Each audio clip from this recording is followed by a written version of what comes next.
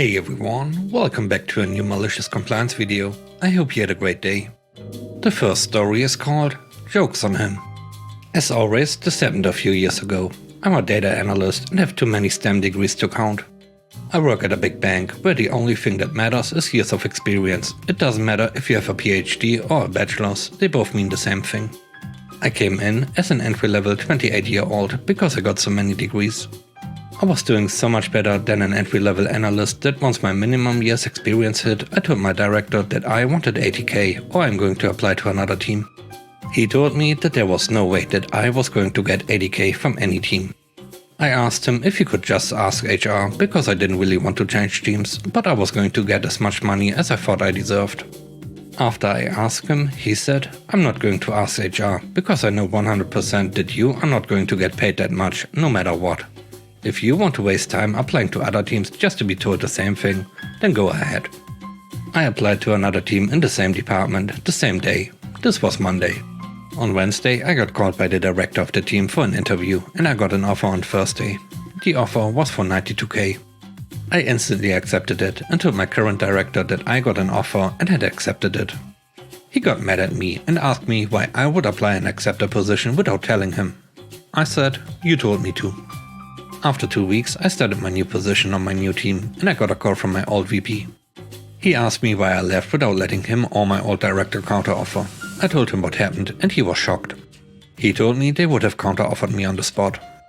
It turns out my old director never thought I would leave. Jokes on him. The next story is called Maybe You Should Listen to Your Tax. Essentially, I work on diesel-powered refrigerators for transportation services. Well, some of these refrigeration units have satellite components. These allow the customer to view specific information about the system remotely and change things such as food settings and temperature settings. When units come in for repairs or maintenance, we have to do a test on each one before the end of the day to make sure everything is working properly.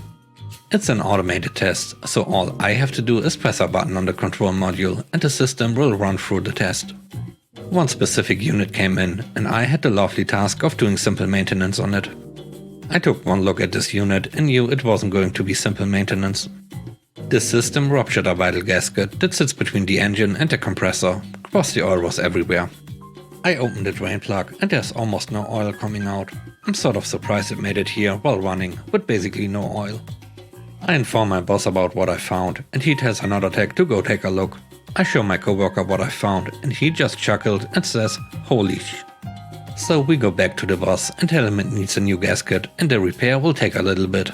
Mostly because this gasket repair is one that I haven't done yet, so it will be a slow one. My boss doesn't like that because the customer needs it tested and released like yesterday.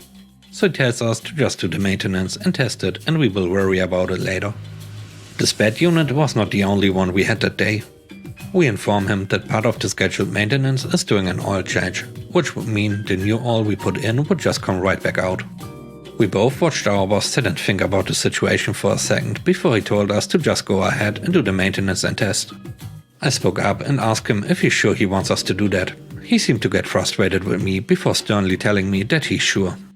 "Sure thing, boss." I bet you can guess where this is going now. I completed the maintenance and proceeded with the test. We don't sit and watch the unit because the test takes 20 minutes or so. But I patiently waited nearby within earshot, but not within eyesight. Within 10 minutes I heard a loud knocking coming from the engine. By the time I got up to the unit, the engine threw a rod and obliterated itself. So I tell my boss what happened and he just sits there for a second before going to inform the customer. Myself and my coworkers were not tasked with replacing the engine and we never really knew how the conversation went, but we did hear that my boss was called into the director's office for an important discussion. Maybe he should have listened to his techs. The third story is called Maybe It's a You Problem. A few years back I worked for a smallish company with around 100 people. We had a web service which was notoriously poorly maintained by IT. The service worked on Internet Explorer, but was buggy on Firefox, Chrome, etc. Occasionally, when a new version of a web browser was released, the web service stopped working until IT got around to fix it. One day, Internet Explorer released a new version and it breaks the web service, so I submit a service request to IT. I wait a few hours doing other tasks, but eventually get to a point where this problem is literally preventing me from doing my remaining work. So I go down to the IT desk. The guy is playing games on his phone and I asked him about the issue. He says the issue is not currently high enough priority and it won't be addressed until it becomes a priority task. How do service requests become prioritized? They have to have multiple people report the same issue. He then says, if you want me to work this issue, make sure someone else has the same problem. It might just be a you issue, not a browser issue. So I go and tell all my coworkers to install the newest version of the browsers to see if an ongoing issue had been fixed. Before long, no one can do any work. The web service is down for everyone on the newest versions now. He gets bombarded with service requests and the issue becomes prioritized. I come in the next day and the web service is working properly. The last story is called Performance Review Metrics. I used to work at a department store where the majority of sales volume came from clothing and the primary target customer was women in their 30s and 40s.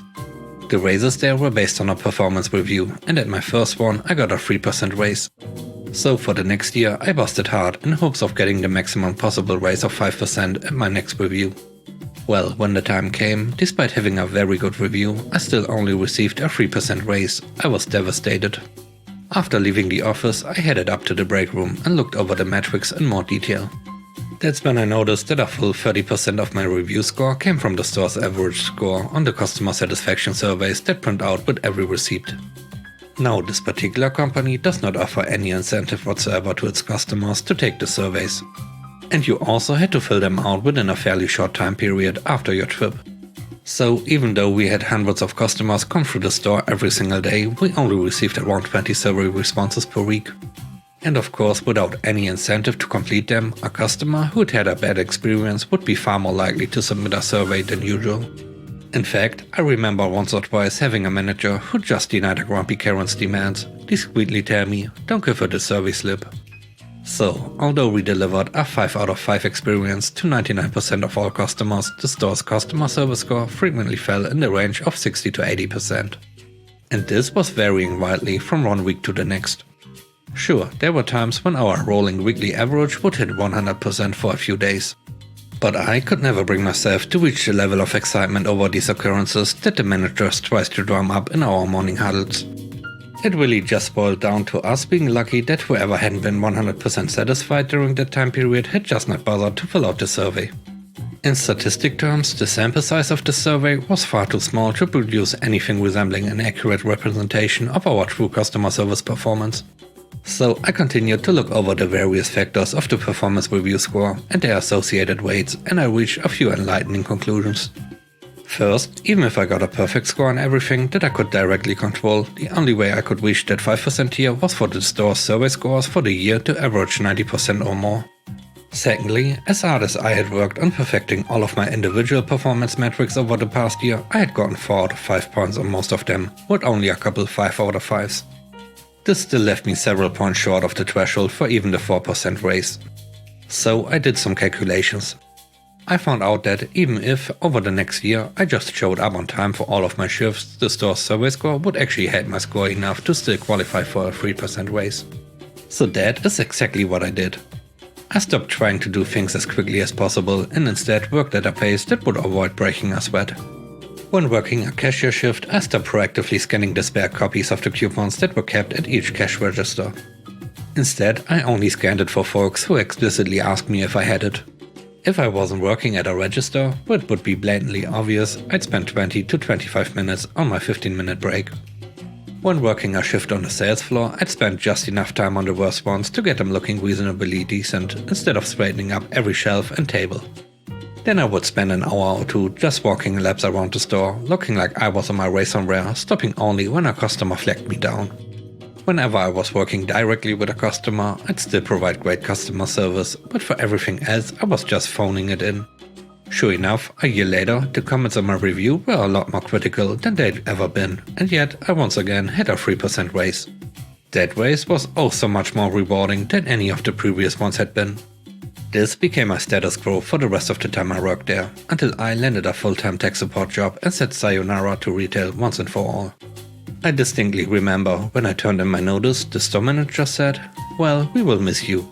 If you ever want to come back for some extra cash around the holidays or anything, we'll bring you back on at the same rate you have now." I was making $8.43 while the state minimum was $7.25. My new job was paying me $11 per hour. I said, yeah, that's not going to happen. Thanks for watching the video, I hope you enjoyed it.